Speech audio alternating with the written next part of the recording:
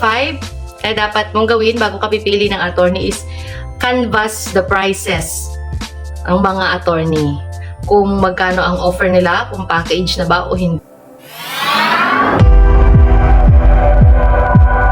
Hello everyone! Welcome to my channel. Kung bago ka sa channel na to, this channel features different informative videos about parenting, about child rearing, about annulment, at marami pang iba. Kaya subscribe na sa hindi pa nakasubscribe at pakihit ang notification bell para lagi kang updated sa mga latest videos ko every week.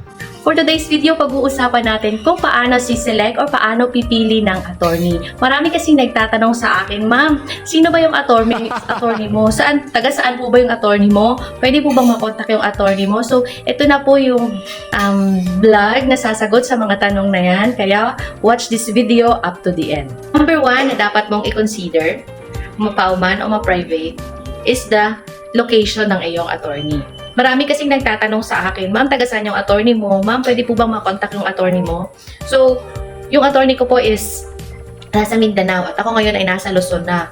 So, kung taga Luzon ka at gusto mong makontak yung attorney mo, ay attorney ko instead, is masyadong risky, masyadong magulo yun, masyadong magastos kung i-contact mo yung attorney ko kasi meron silang counseling fee na hinihingi. Hindi pwedeng magpapa-counsel ka na lang bigla sa kanya.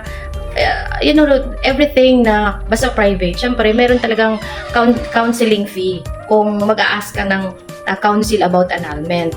Ngayon, kung malayo ang attorney na gusto mong kunin, mas magagastusan ka. Kaya, I suggest na una talaga dapat mong isipin kapag kukuha ka ng attorney o pipili ka ng attorney, yung location niya, malapit lang ba siya sa iyo? The same ba kayo ng city? The same ba kayo ng province? The same ba kayo ng municipality? Ang akin kasi, the same city kami. So, napupuntahan ko lang siya agad kung may ipa-follow up ako sa kanya. Hindi na ako ta-travel pa ng ilang oras or kailangan ko pang mag-leave para lang pumunta sa kanya. Number 2 na dapat mong i-consider kapag pipili ka ng attorney is yung age niya, yung edad ng attorney. Lalo na kapag senior citizen na kasi, prone na sila sa Alzheimer's or makakalimutin. Kasi normal yan na talagang dadaan na ang tao sa ganyang stage. Kaya, if PAW ka, ang mga edad ng nasa PAW offices o Public Attorney's Office ay hindi na more than 60. So, kasi nagre-retired sila. Pero kapag private ka naman, nakakapag-practice pa kasi yung mga attorney as long as they are able, kahit 75 na yan. So, dapat, kung pipili ka ng attorney, make it sure na hindi pa makakalimutin. Hindi pa senior citizen.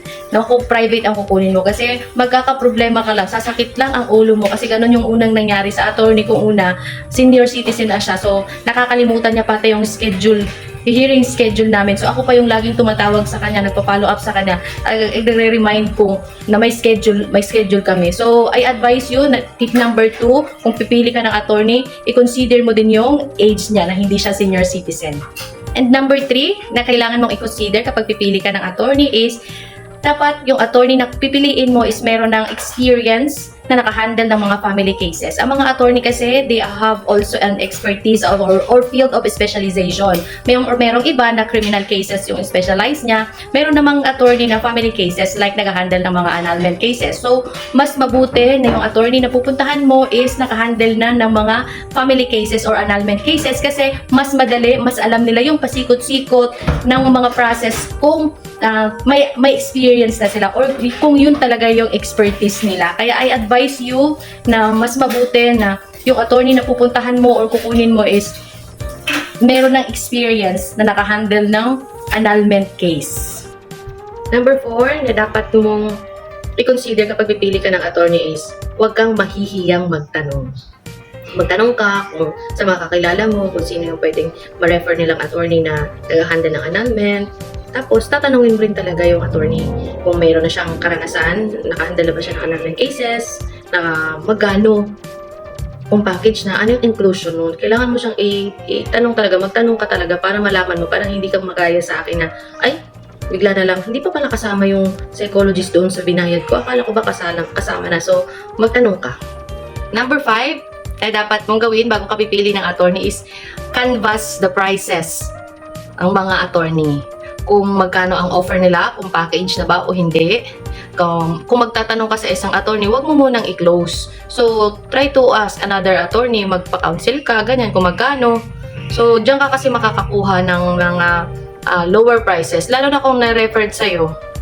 Syempre malalaman mo na kung anong price. Pero kung may iba pa namang na-refer din sa'yo, mas lesser ng price, so mas maganda kang nagka-canvas ka para malaman mo. Pero kung wala ka talagang budget, meron naman tayong PAW. I have a separate video on that. Ilagay ko na lang din ang link sa description box. At kung may mga katanungan ka, kindly comment down below. Binabasa ko po yan isa-isa. Yung iba po nasasagot ko na. Yung ibang mga katanungan naman, nai-insert ko na dun sa mga previous videos ko. Kaya panoorin nyo na lang po. Meron din naman ako akong video na question and answer portion lang talaga. Pero yung mga bagong mga questions, i-comment nyo lang yan at sasagutin din natin yan for our next episode na question and answer. Kung nagustuhan mo ang video na ito, please like, share, and kung hindi ka pa nakasubscribe, click the subscribe button at ang notification bell para lagi kang updated sa mga latest videos ko every week. Thank you for watching. See you next week. Bye. God bless.